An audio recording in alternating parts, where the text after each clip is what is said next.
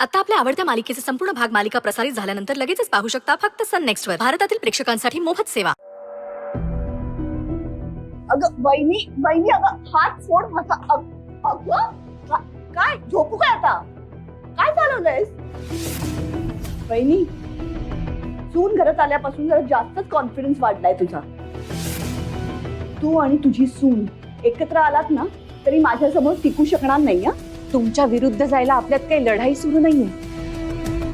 आणि हेच सांगायचंय मला तुम्हाला ताई की हे आपलं घर आहे, लढाईचं मैदान नाहीये. ती सई, ती बिचारी लहान आहे. ती आता कुठे आपल्या घरात आली. आपण तिला समजून घ्यायचं, सांभाळून घ्यायचं सोडून तुम्ही दरवेळी तिला आरोपीच्या पिंजऱ्यात का उभं करता? आता कुठे ती आपल्या घरात रुळते, सगळ्यांशी जुळवून घ्यायचा प्रयत्न करते. पण तुम्ही मात्र ती समोर आली की तिला उडवून लावता. तिच्याशी धड बोलत सुद्धा नाही तुम्ही. अहो, जहागीरदारांची सून आहे ती. जहागीरदारांच्या सुनेनी बाहेर जाऊन जॉब केला तर नाही चालत, पण ह्या घरात त्या मानाने वागवता का तुम्ही तिला? माफ करा ताई, मी स्पष्टच बोलते, पण माझ्याशी सुद्धा तुम्ही दरवेळी असंच वागत आलात. मी सहन केलं सगळं, पण माझ्या सुनेच्या बाबतीत जर तुम्ही तेच वागणार असाल तर ते मला अजिबात आवडणार नाही. मग कसं वागू तिच्याशी? तिची जशी लायकी आहे तसंच वागणार ना? काय डोक्यावर घेऊन नाचू तिला? तिला डोक्यावर घ्या असं म्हणतच नाहीये मी, पण ती आता देवांशची बायको आहे. तिला तिचा हक्क मिळायलाच हवा. देवांशी तिचं लग्न कसं झालंय हे सगळ्यांना चांगलंच माहितीये. हो, माहिती. आणि सगळ्यांना हेही माहितीये की सई आहे म्हणून आज आपला देवांश सुखरूप आहे. सईच जाऊ दे, नका विचार करू तिचा, ठीक आहे. पण देवांशवर जीव आहे ना हो तुमचा. मुलगा म्हणता ना तुम्ही त्याला. मग त्याचं सुख कशात आहे हे सुद्धा कळत नाही तुम्हाला. तुम्हाला दिसत नाही का होताही की लग्न झाल्यापासून आपलं देवांश इतकं डिस्टर्ब आहे. नाही, मला मान्य आहे की सईच आणि त्याचं लग्न एका विचित्र परिस्थितीत झालं, पण तरी सुद्धा तो सगळं जुळवून घ्यायचा प्रयत्न करतोय. पण तुम्ही त्याला सुखाने जगू देत नाही आहात ताई. त्या दोघांमध्ये जरा काही नॉर्मल होते असं वाटलं की तुम्ही लगेच येऊन त्या दोघांमध्ये मोडता घालता. त्रास होतोय माझ्या मुलाला, त्रास होतोय. माझा देवांश इतका शहाणा आणि सज्जन मुलगा आहे. खरं तर हे लग्न झाल्यानंतर तो सुखी व्हायला हवा होता, पण तसं नाही झालं. तो सतत कसले तरी काळजीत असतो, कसल्या तरी विचारत असतो. मला नाही सहन होते माझ्या मुलाचा त्रास, मला नाही सहन होते. काय ग सारखं माझा मुलगा? तो खरंच आहे का तुझा मुलगा?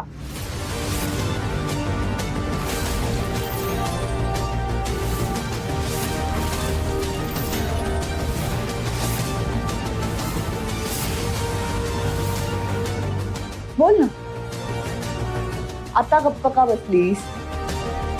दे प्रश्नाचं उत्तर. मगाचपासून ऐकवतेस ना, माझा मुलगा. आता सांग मग, तो खरंच तुझा मुलगा आहे का? 9 महिने त्याला पोटात वाढवलंय, जन्म दिलायस त्याला.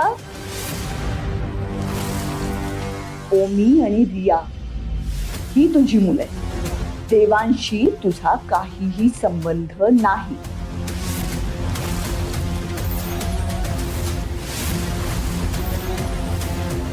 प्लीज ताई, प्लीज असं काय बोलताय तुम्ही? देवांश माझा मुलगा आहे. नाही, तो तुझा मुलगा नाही. आणि जिची बाजू घेऊन माझ्याशी भांडतेस ना, ती सून पण तुझी नाही. भैरवी,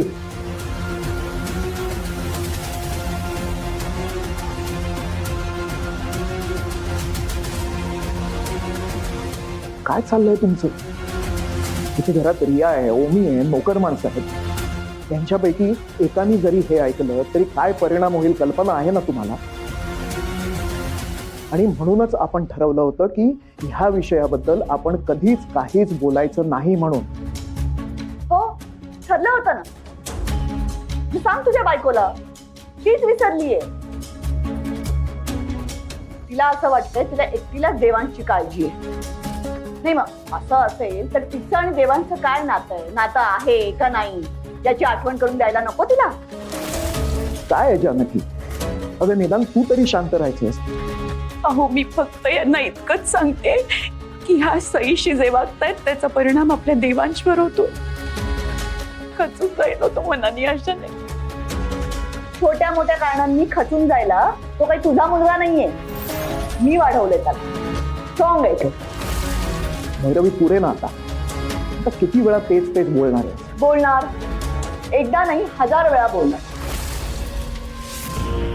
माझं देवांशवर प्रेम नाही, मला त्याची काळजी नाही असा आरोप कोणी माझ्यावर करणार असेल ना तर त्यांचा देवांशवर किती हक्क आहे याबद्दल मी बोलणारच.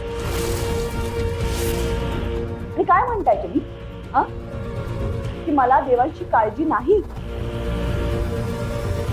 सिरियसली देवांश आई म्हणतो मला. मी वाढवलंय त्याला. कसं वागायचं, कसं बोलायचं, बिझनेस कसा करायचा हे मी शिकवलंय त्याला. आज तो माझ्यामुळे सक्सेसफुल आणि स्मार्ट आहे. ही जबाबदारी जर का वहिनीवर सोपवली असती ना तर मूर्ख, पावळट आणि अव्यवहारी झाला असता तो. दादा तू ना उगाच दोष नको देऊस मला. इतकी वर्ष ना माझ्या तोंडातून अवाक्षरही काढला नव्हता मी, पण आज नाईलाज झाला माझा. आणि खरं तर ही जी काही सिच्युएशन झालीये ना त्याला कारणीभूत तुमची सो कॉल्ड सून आहे.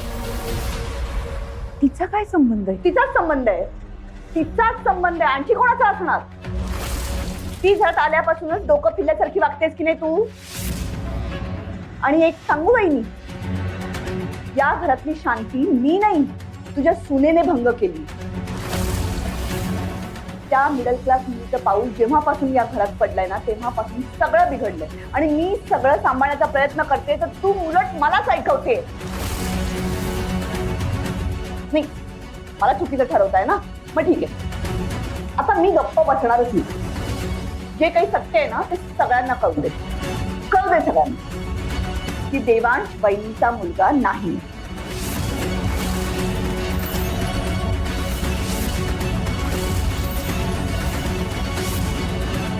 रवी प्लीज असं काहीतरी करू नकोस.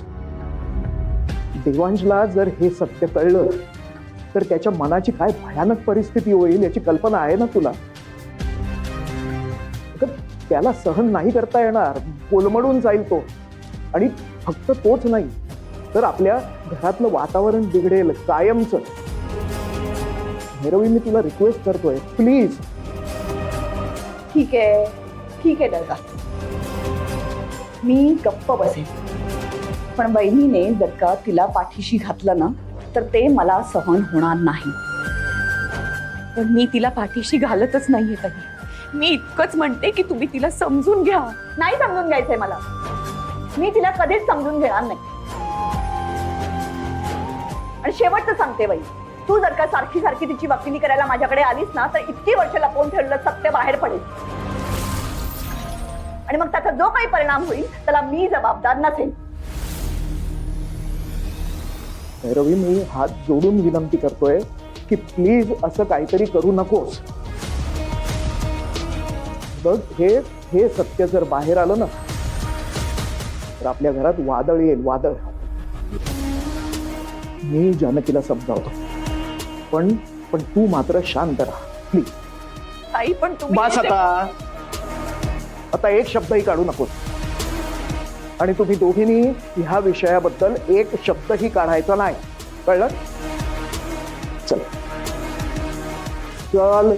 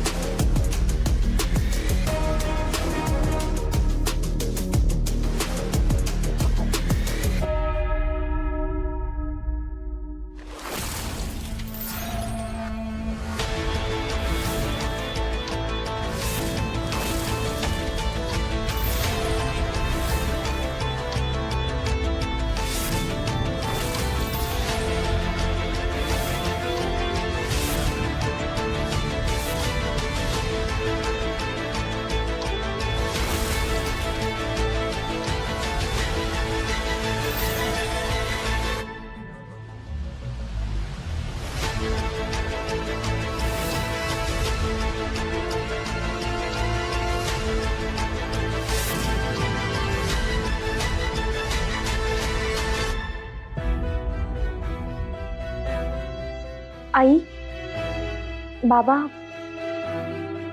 भैरवी मॅडम का ओरडत होत्या? काही प्रॉब्लेम झालाय का? नाही, काही नाही अगं. नेहमीच ताईंचा स्वभाव आता तुला कळलेलाच आहे.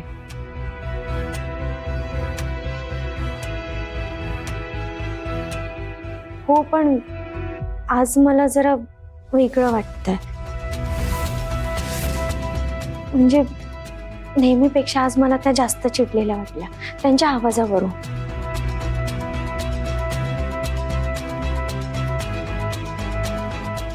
आई, माझ्यामुळे नाही ना काही झालं. नाही, तसं जर असेल ना तर मला खरंच खूप वाईट वाटेल. नाही, आम्ही वेगळ्याच विषयाबद्दल बोलत होतो. त्याचा तुझ्याशी काही संबंध नाही. तू उगाच टेन्शन घेऊ नकोस.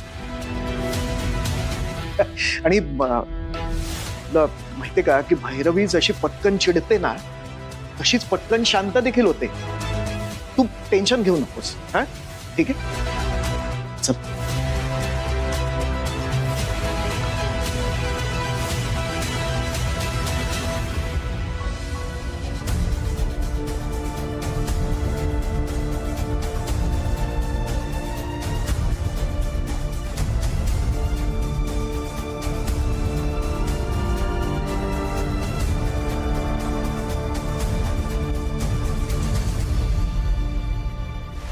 जानकी, तुला भैरवीचा स्वभाव माहितीये ना, मग तू कशाला तिच्याशी काही बोलायला गेलीस? अहो, पण किती दिवस गप्प बसून सगळं सहन करायचं? तुम्हाला माहितीये, मी एरवी नेहमी शांतच असते, पण आज नाही सहन झालं मला. ताई सईशी खरंच दुष्टपणे वागतायत. या घरात आल्यापासून बिचारी फक्त अपमान सहन करते हो. आणि मी ताईंना फक्त इतकंच सांगायला गेले होते की सई आता या घरची सून आहे, तिच्याशी प्रेमाने वागा. आणि या सगळ्याचा परिणाम देवांशवर होतोय. तुम्ही बघताय ना, त्या दोघींमध्ये माझा देवा बिचारा कात्रीत सापडतो. पण मला गप्प करायचं म्हणून मुद्दाम ताईंनी दुसरा विषय काढला. तेच तर म्हणतोय मी. मला माहितीये की तू चांगल्या उद्देशानेच तिच्याशी बोलायला गेली असणार, पण त्याचा परिणाम काय झाला पाहिलंच ना. आणि तुला माहित नाहीये का की भैरवी एखाद्याला बोलायला लागली की मग मागचा पुढचा विचार करत नाही ती. पण म्हणून ताईंचं चुकीचं वागणं आपण निमूटपणे आयुष्यभर सहन करायचं. आणि आपलं ठीक आहे हो, सईनी का ऐकून घ्यायचं त्यांचं? तू समजूनच घेत नाहीयेस. हे बघ, हा वाद जर विकोपाला गेला आणि भैरवी नको ते करून बसली, नको ते बोलून बसली, तर मग त्या सगळ्याचा त्रास आपल्या देवांश आणि सईलाच होणार आहे ना.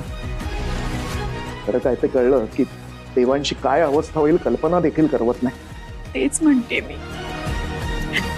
ताई असं कसं बोलल्या? माझं मन दुखवलंय ताईंनी. देवांश माझा मुलगा नाहीये, मी विसरून गेले होते हो. लक्षातही नव्हतं माझ्या. आईच्या मायेने देवांशला लहानाचं मोठं केलंय मी. अगदी बरोबर आहे. अगं, रिया आणि ओमीपेक्षा जास्त प्रेम केलंय आपण देवांशवर, जास्त माया दिले त्याला. पण जानकी, आता सत्य माहीत असूनही तुला किती त्रास होतोय ते बघ. मग चुकून माकून हे सत्य जर आपल्या देवांशला कळलं तर त्याचं काय होईल?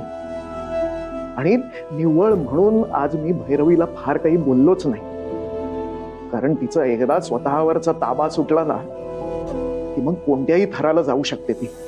मला बाकी काही माहित नाही. मला फक्त इतकंच हवंय की माझा देवांश आनंदात राहावा,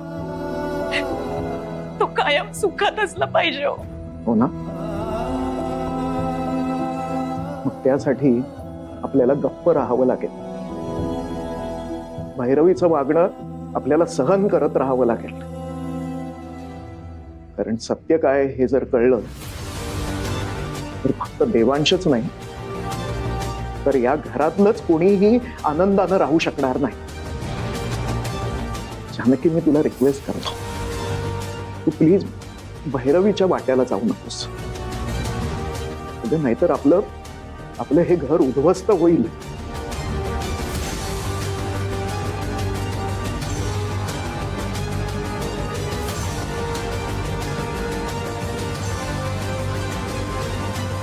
जानकी, सगळं ठीक होईल. फक्त तू शांत राहा. हं?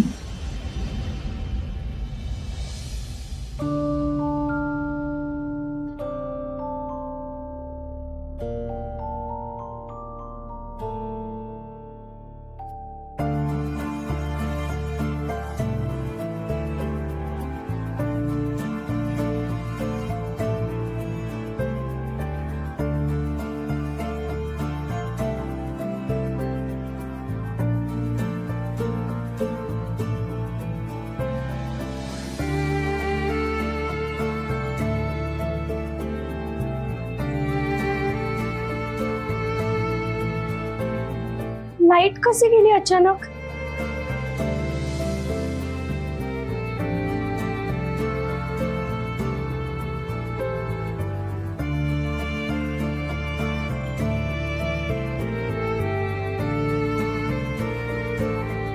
आई, सई, अगं नको काळजी करूस. तू झोपली नाहीस अजून? नाही, मला झोपच येत नाहीये. आईची आठवण येते. आई, कसं सांगू तुम्हाला? आईला भेटणं बघणं तर दूरच राहिलं, पण साधी तिची चौकशी पण नाही करू शकत आहे. मी वरुणला कॉल लावते तर त्याचा फोन स्विच ऑफ आहे. सरांना कॉल करते तर ते कॉल उचलत नाहीयेत. आईची तब्येत कशी आहे काहीच कळायला मार्ग नाहीये. मला ना खूप गिल्ट येतोय स्वतःवर. आज आई एवढी आजारी आणि मी तिथे नाहीये. खर तर आईला माझी खूप गरज आहे सध्या, पण मी आई जवळ नाही जाऊ शकत आहे. माझ्या आईने खूप भोगलंय. मला आत्ता कुठं असं वाटलं होतं की तिला मी आनंद देऊ शकते, तिची काळजी घेऊ शकते, पण नाही. माझे हात दगडाखाली आणि मी काहीच करू शकत नाहीये. तुझी घालमेल कळते मला सई. एखाद्या मुलाला आपल्या आईपासून दूर गेल्यावर काय दुःख होतं हे समजू शकते मी. आणि आईसाठी सुद्धा जगात सगळ्यात महत्वाचं तिचं मूलच असतं. ते मूल तिला बळ देतं. ते नुसतं नजरेसमोर आलं ना तरी अख्ख्या जगाशी लढायची ताकद मिळते त्या आईला. खरंच सांगते, मला असं वाटतं की आता ह्या क्षणी तू तुझ्या आईजवळ असायला हवंस. पण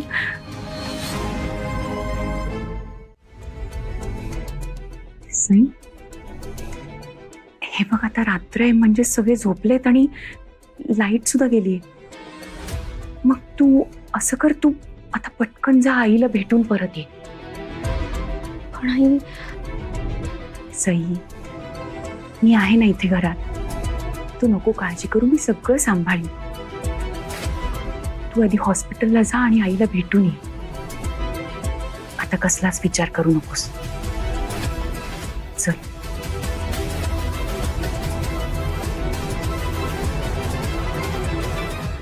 सर, तुमचं बिल.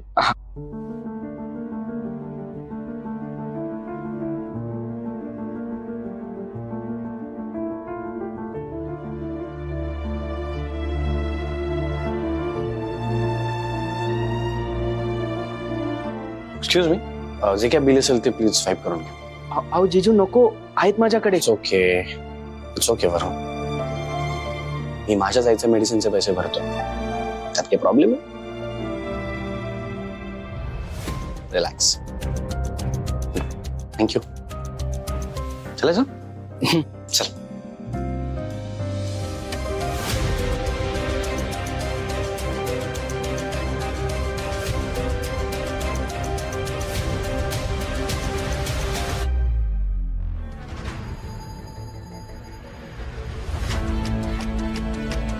सई, ही घे चावी आणि सावकाश जा बाळा. रात्रीची वेळ आहे, जपून चालव गाडी. आणि इथली काळजी करू नकोस, मी आहे. आईला बघून ये. जा.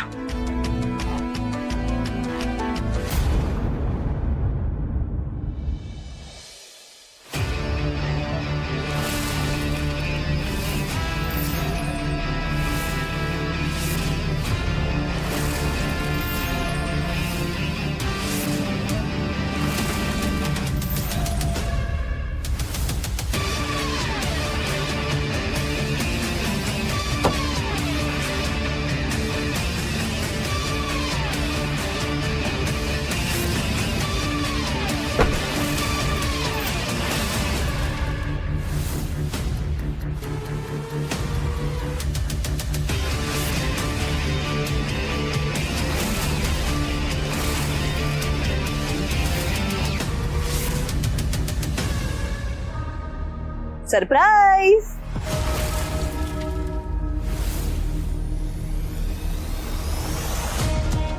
ओ सॉरी, शॉक झालात का दोघी?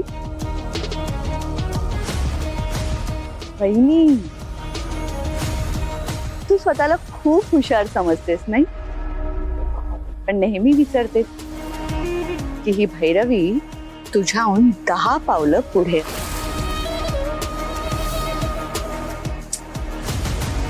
तुम्ही दोघी ना असं काहीतरी कराल याची मला कल्पना होतीच.